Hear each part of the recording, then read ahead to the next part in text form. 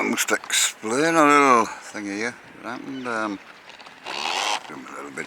Yeah, there's a ferry there, Dunoon, we're at. I'm sorry it's a bit rocky, but we're out at sea. Dunoon here. There's a ferry coming in. I once came here many years ago, about 16, 17 years ago, and I arrived on the ferry, drunk. I stayed here I don't know how many hours, until I was unconscious, and I was bundled back on the ferry by two women, ladies, sisters. God, what a state to get in, eh? And that's all I ever saw of Dunoon. Well, and we're back again. Back again. Lovely little place. I only saw the inside of the pub last time. Anyway, there you go. Dunoon. Now you'll just think I'm just sat around, just hopping down it here with all the yachties, don't you? Well, I had a serious go this morning at moving on. We had a pretty hefty day yesterday, weather-wise, but today got as far as passing Dunoon, and the weather started. Well, we didn't. We got just out of this bay, Holy Lock, and we hit the bad weather straight away. And we pushed and pushed and pushed, and in the end we had to give in. Well, I wouldn't say give in, we didn't really have a case of giving in, but we certainly tested the boat, put it that way. Yeah, surprising how much this little boat can actually put up with. We were going on for a good metre to a metre and a half swell there, and it still took it quite nicely. Just a good job. The wavelength didn't compress, should we say. Anyway, it's enough about that. We're here, and it looks like we're going to have to be here for a couple of days. That was my last little window to get myself around to Butte, unfortunately, before Tuesday. So anyway, thank you to the Holy Lock Marina. I'm here free gratis, it's part of the charity that have actually contributed to the charity. Thank you very much, all concerned here. Big thank you. I'll tell you what, I can recommend this if you do end up in this direction. Excellent cinema, eating place, everything, barbecue. It's got it all. Anyway, we'll see how we go. Remember, I don't have a wheelchair now because I lost my caster, didn't I? Way back at bowling. Anyway, there should be another set of casters coming. Anyway, look, my problems. I'll give you a quick look around. Well, I won't. I'll give you a quick look around. You can wait. Well, I wasn't going to give you a look around, but I felt sorry for you. So I'll best give you a little look around.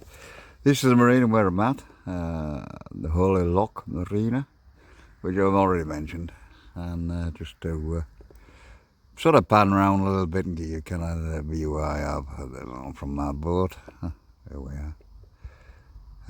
Yeah, behind that trimaran there is proper Scottish scenery. I aren't even going to go to trying to name these mountains behind me, behind where I'm looking. Oh yeah. Too complicated Scottish names for me to get my head round.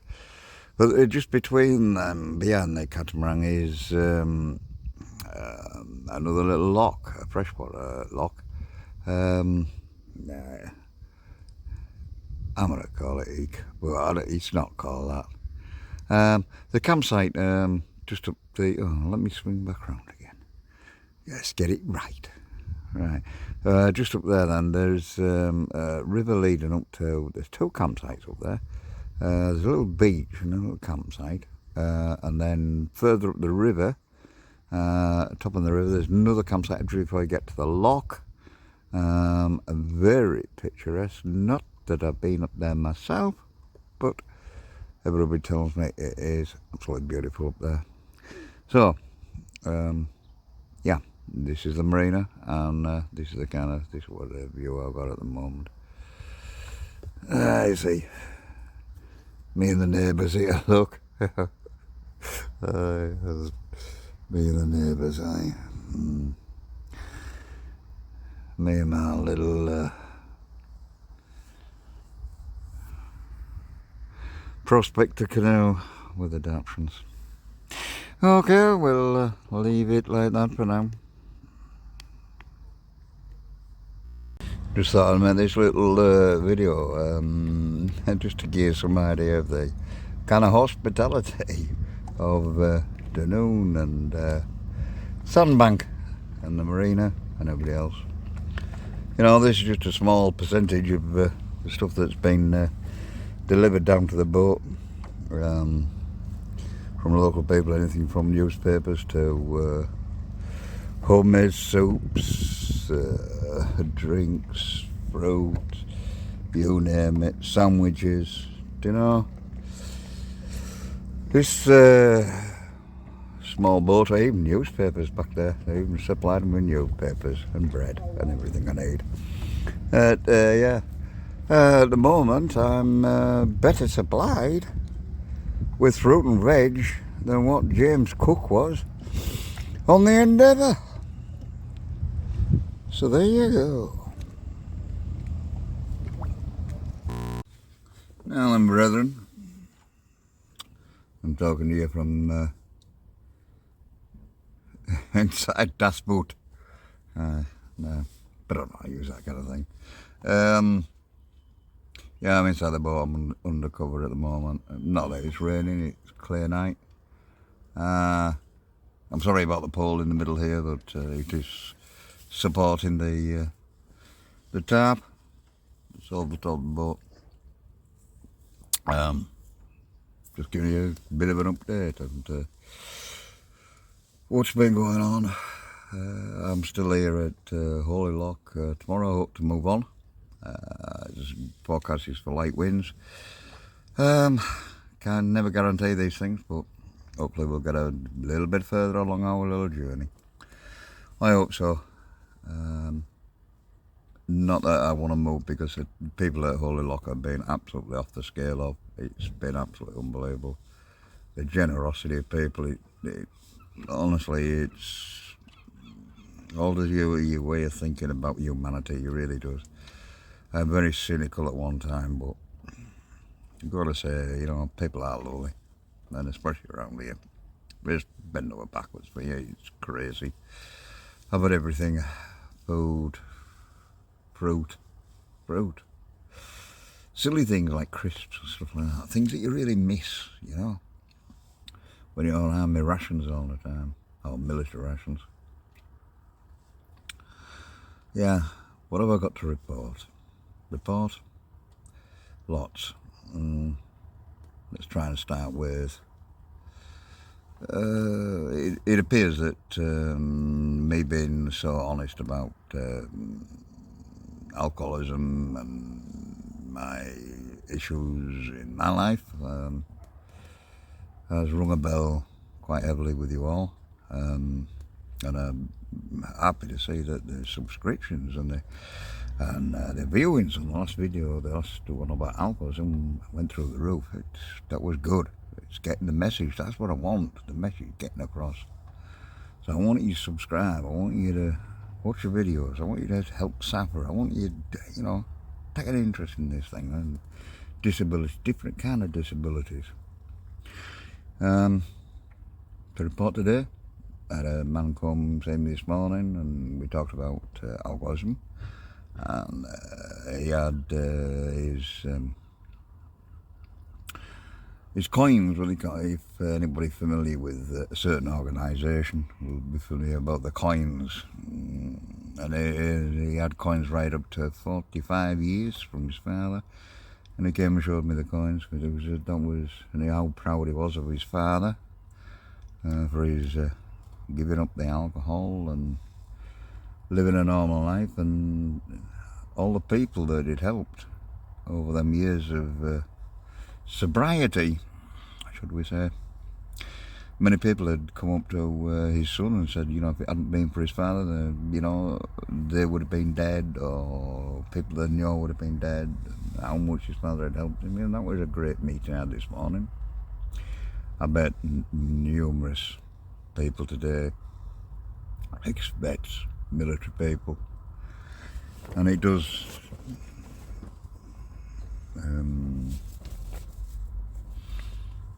make me realise that kind of the message I'm trying to get across to you all is that I am right away thinking that, you know, these old boys, you know, I think they're hard done by. You know, I met a bloke today, he'd been shot in the arm, shot in the leg in Afghanistan, and he not only got through all that, eventually he come back, and then they put him through 3 court cases, 3 appeals, 3 everything, just to get some kind of compensation for his injuries. And a man shouldn't have to do that. He's served, he's done it. It shouldn't be the questions, it shouldn't be putting more and more stress on somebody. A man was suffering with, I'm sorry, I never get the right wording for it. I never write the right abbreviations, but the modern day version of shell shock, I suppose I call it.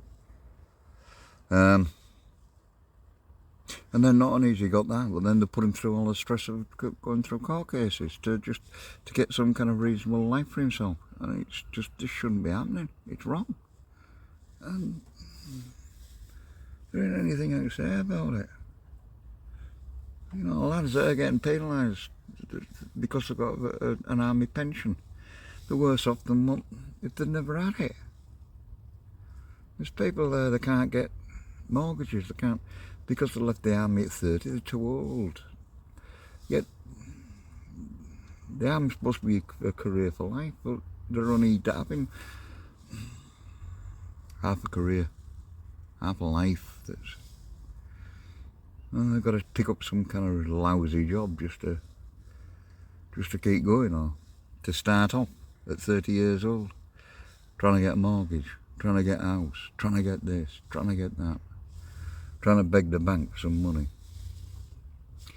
And yet we're giving away houses to, I'm sorry, I shouldn't get into that, it shouldn't be a part of my work. We're giving away military houses to people from overseas. That these boys have been over to supposedly to put right the issues overseas that has led to these people coming to this country. There's somewhat definitely wrong here. It's all definitely wrong. But anyway, I'm going to have to leave that alone now.